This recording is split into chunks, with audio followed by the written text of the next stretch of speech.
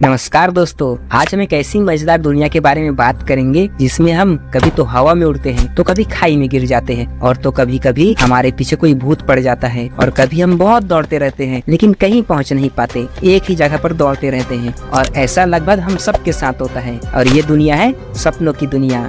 सपने तो हम सभी देखते हैं, लेकिन क्या कभी किसी ने सोचा है कि आखिर हमें सपने आते क्यों हैं? इन सब के पीछे क्या कारण है? तो दोस्तों तैयार हो जाइए, क्योंकि आज हम इसी सपनों की दुनिया को समझने के लिए साइंस की मदद लेंगे। तो बिना बकवास किए चलिए शुरू करते हैं।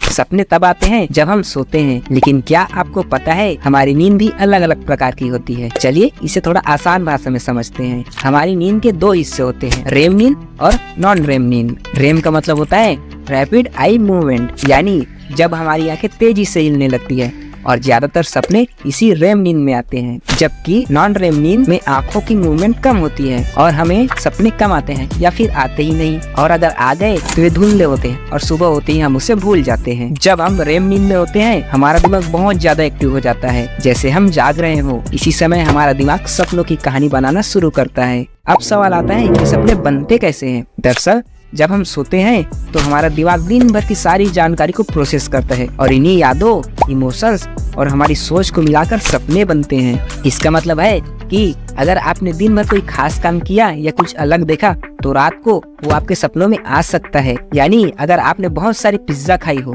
तो हो सकता है सपने में पिज्जा की बारिश हो रही हो।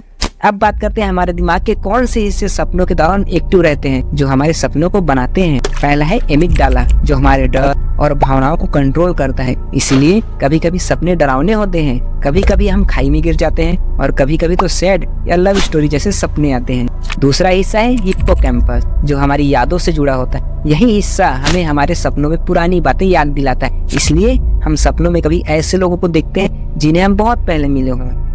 लेकिन रेम नींद में प्रीफ्रंटल कॉर्टेक्स कम एक्टिव होता है। यह हिस्सा तर्क और लॉजिक से जुड़ा होता है। इसलिए सपने कभी कभी बहुत अजीब और अवास्तविक लगते हैं। जैसे कभी कभी आप सपने में बिना लॉजिक के उड़ने लगते हैं, सपने में एक जगह से दूसरी जगह बड़ी जल्दी पहुंच जाते हैं। ये सब इलॉजिकल चीजें इसी वजह से होती है। सपने सिर्फ मनोरंजन का जरिया नहीं है, वे हमारे मानसिक और भावनात्मक स्वास्थ्य के लिए बहुत ही महत्वपूर्ण होते हैं। कुछ वैज्ञानिकों का मानना है कि सपने हमारे अंदर छिपी भावनाओं को उजागर करते हैं। अगर आप किसी समस्या से जूझ रहे हैं, तो कई बार आपके सपने उन समस्या का हल भी निकाल सकते हैं। सपने अक्सर हमारी अनकही भावनाओं और अनजाने डर को भी दिखाते हैं। इसलिए अगर आपको बार बार एक ही सपना आता है, तो इसका मतलब हो सकता है कि आपके जीवन में कुछ ऐसा हो जो आपके दिमाग को परेशान कर रहा है। चलते चलते दोस्तों कुछ मजेदार बातें सुनिए सपनों के बारे में। सपने अक्सर रंगीन होते हैं, लेकिन लगभग 12% लोग ब्लैक एंड व्हाइट सपने देखते हैं। हर इंसान सपने देखता है, लेकिन हर कोई सपने याद नहीं रख पाता। एक रात में हम कई सपने देखते हैं, लेकिन उनमें से ज्यादातर भूल जाते हैं।